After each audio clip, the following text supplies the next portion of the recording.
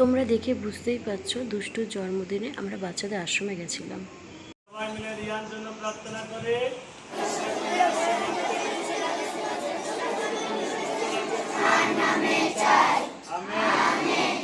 দেখো ওখানে ওরা কি সুন্দর দুষ্টুর জন্য ভগবানের কাছে প্রার্থনা জানাচ্ছে।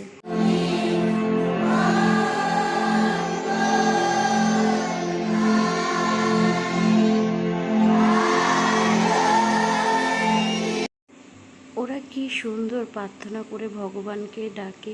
এই নিয়ে আমরা দ্বিতীয়বার আসছি। বারবার মনে হয় যেন এখানটায় আসি, আর ওদের এই প্রার্থনা শুনতে খুব ভালো লাগে।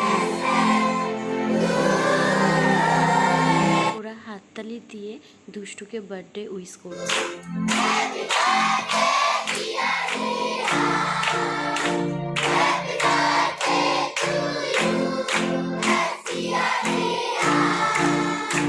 সত্যি বলতে দুষ্টুর জন্মদিন কখনোই আমরা এরকমভাবে পালন করিনি।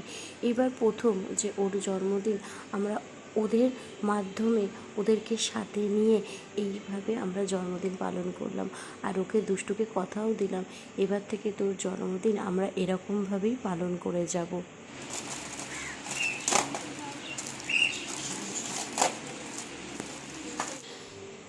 ওদের জন্য ছোট্ট কিছু উপহার নিয়ে এসেছি, যেমন খাতা, পেন, চিপস, বিস্কুট, চকলেট আর হচ্ছে কেক।